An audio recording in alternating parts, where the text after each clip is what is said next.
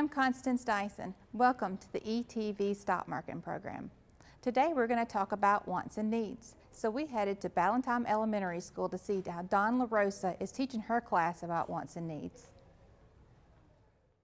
Okay, boys and girls, in South Carolina history, we've been talking about economics and we've been talking about different types of things that have been going on throughout history with the colony, exporting, importing, and now we're going to be talking about with the colonists needs and wants. Can anybody tell me what they think needs versus wants? What would those be? Well, a need is like food, something that you really need, and a want is just something that you don't need, like you don't have to have, you just like, it's just cool and you don't have to have it. You should get your needs before you get your wants so you can save your money for what you need. A need is something that you need to survive, and a want is something that you just want for yourself, and it doesn't really have a purpose. An example for a need is that you really need shelter, or you would just be wandering in the woods, or it would be raining and you wouldn't have any place to stay. And a want is just something that you something to keep you maybe not bored, or something like you could sing songs and not be bored. Just don't want. You just really just don't need it.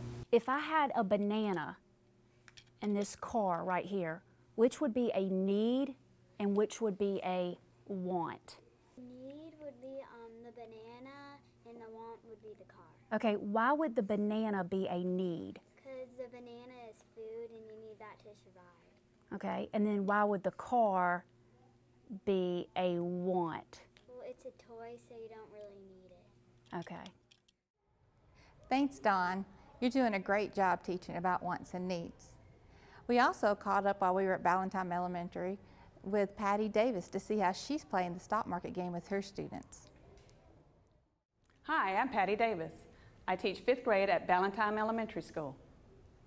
I've been playing the stock market game for over 15 years. I first found out about the stock market game through a teacher friend of mine, and she was playing it for a couple years, and I thought it was awesome. I really enjoyed teaching that, and I think that the kids need to know that, and it's been great all the way around. They learn so much in math skills and social studies and in English and language arts. The part of the stock market game my students enjoy the most is the research. They love technology, and looking at the research and getting on the computer has been fantastic for them. They really enjoy it. And they're all together taking turns and looking up stocks and finding out the shares and looking in the newspaper. But when they get on that computer, as you can see the smiles on their face. My favorite part of playing the stock market game is the beginning, when I teach them what a company is all about and what's the supply and demand. They really enjoy that because they're buyers, they're consumers. They have bought things in the past. So they really enjoy that part. They can relate to that. So as a consumer, I think this is the best part because this is a lifelong skill that they will need to know later. So they really pay attention to that part. The skills that my students take away playing the stock market game are across the board. It's math, of course, social studies because they learn the stock market crash, English language arts because they have to look at different points of view, sometimes learning even the pre-algebra or the fractions and all that. So it's across the board. And most of all is life learned lessons. These are the things that they're going to need to know later. How to budget their money, what to buy, what to sell. And when they get older, when they buy their first house, their equity, all of that comes into play in the stock market. My success in the stock market game is that we went to the luncheon. And the students at that year, they were able to buy stocks at a lower price and able to sell at a higher price. So they made money. And the secret is, I try to tell them, is that they have got to spend their money. They like to hold on to their money. But I I tell them that as soon as they can spend their money, the more money they can make. So the more money you spend, the more money you make. The strategies that I use in the stock market game is that my students have different roles in their groups. We have a captain who manages everything and looks over everybody's job. And then we have a treasurer who accounts for all the money. And we have a researcher who does all the research. And they come back to the group and they will tell what stocks to invest. And then we also have a chart specialist who charts it. The most important thing in the stock market game is that you've got to chart it, so you know if the stock is going up or down. And they will tell that if it's a good stock or a bad stock. The advice that I give my fellow teachers in playing the stock market game is to let them know it helps them in all areas of their learning. They will be crazy not to play the game because it will help them, it will enhance their learning for one thing. It is a fun thing to do and they love doing it. They look forward to it every day. So this is something that the teachers and the students can see the growth right away. And they learn the economics. There's so much. I could even tell you the English language arts, the math, the social studies, all of that comes into play with learning the stock market game. So teachers, get involved. Thanks, Patty. It looks like you're having great success with playing the stock market game with your students. Now we're going to go catch up with Jada Suber. She's one of our South Carolina young entrepreneurs. Jada is a senior at Clinton High School, and she started her own photography business. Let's go see what Jada has to say. My name is Jada Suber. I'm in the 12th grade, and I go to Clinton High School. And my business is called Jada Pearl Photos. I came up with the idea for my business after my mom realized that I had a love for photography, and she said if I was really serious about it, then I could start my own business. So she helped me, and I did. When I started my business, my mom helped me because she pretty much paid for all of the stuff for me because I was young and I couldn't afford it myself.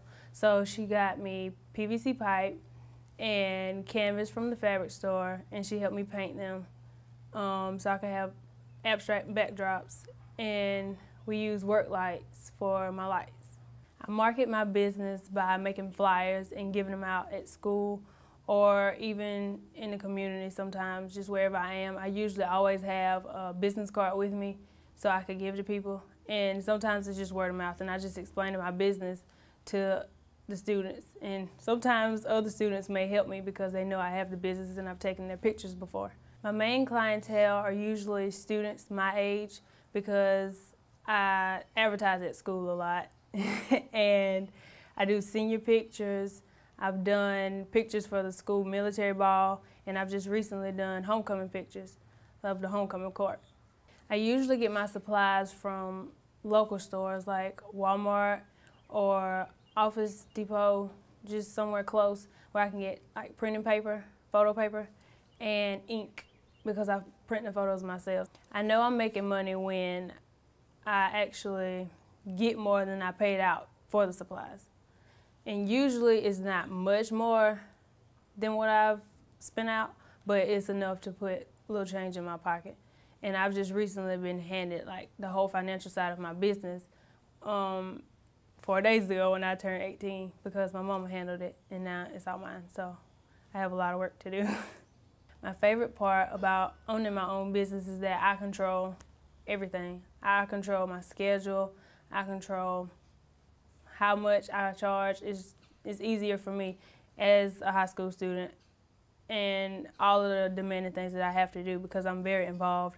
It's easy for me to just keep up with my schedule and not feel so stressed because I can schedule all of my appointments around school. Because I have such a love for photography, I'm going to always keep this business. I'm sure I'll just keep it on the side because I truly want to be a doctor, but I'll never let this go. My advice to my fellow students would be to just go for it. Anything is possible. That's my motto, and it's on my website and everywhere. I truly believe it because if you set your mind to it, it's no problem. You can do it. If you have support, you can do it. But mainly if you just have a working mentality, then you can easily run a business.